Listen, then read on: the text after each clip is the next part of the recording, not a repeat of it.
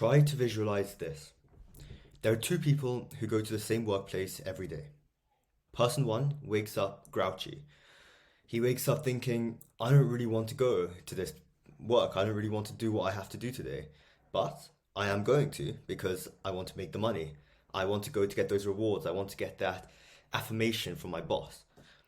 Whereas person two wakes up every morning and he's excited. He's really looking forward to it. He truly enjoys his job. He's working for a sense of fulfillment, not just rewards.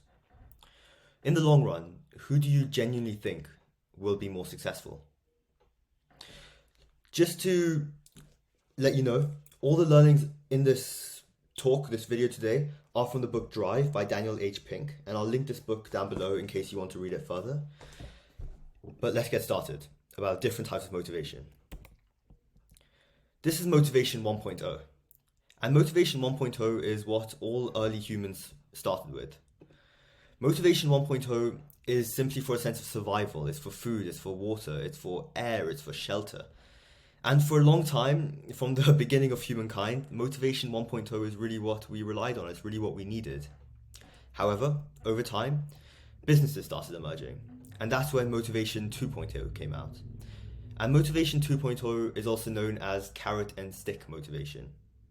So here's a definition. Carrot and stick motivation is a motivational approach that involves offering a carrot and a stick.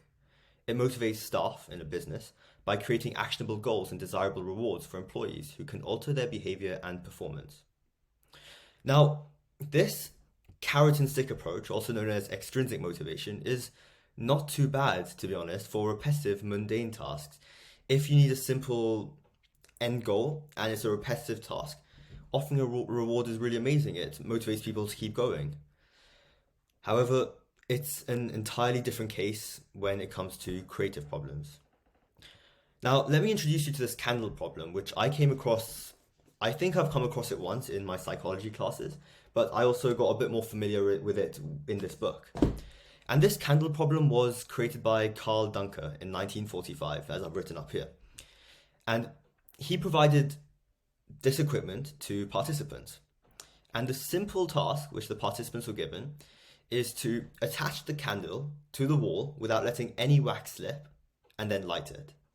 Inside the box there are little tacks like the pins which you can do.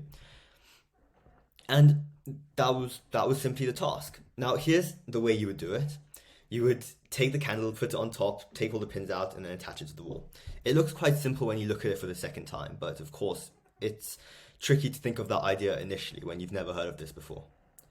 But then 17 years later, Sam Glucksberg, who I think is a professor right now, or not right now, but was a professor at Princeton, decided to see how rewards affect creativity. And he decided to use this carrot and stick approach, motivation 2.0, and he organized 3 different groups. One group he gave very low incentives to. Then there was a medium group, and then there was a high incentive group. And he timed all of these groups.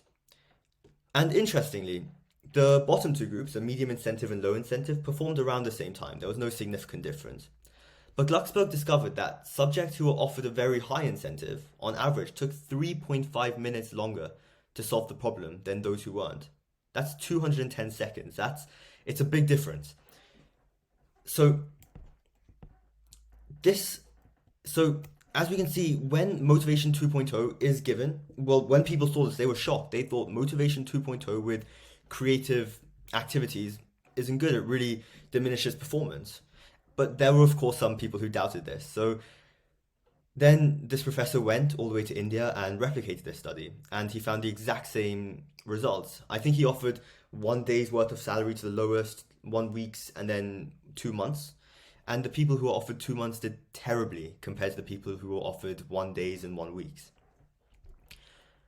So in general, one thing to keep in mind is that this motivation 2.0, this carrot and stick approach, even though it is really great for repetitive mundane tasks, it does crush creativity. It could encourage unethical behavior. It creates addictions to this process.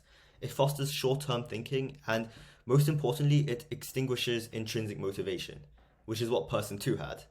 And that's where motivation 3.0 comes in play, intrinsic motivation. But there are 3 sections that come under intrinsic motivation and how to foster this: autonomy, mastery, and purpose.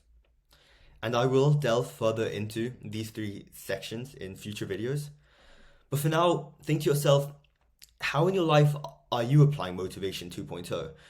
I was applying this in many ways, and I've seen it in many facilities which I've taken part in. In school, I see Motivation 2.0 all the time. In work and internships, there's Motivation 2.0. In daily tasks areas, sometimes parents even incentivize children through Motivation 2.0. So think to yourself, where is Motivation 2.0 in my life, and how can I remove it for these creative tasks so that I do perform better on a day-to-day basis? But to know more about intrinsic motivation, which I will post about in the future, make sure to like and subscribe, and I'll see you guys soon. Thanks.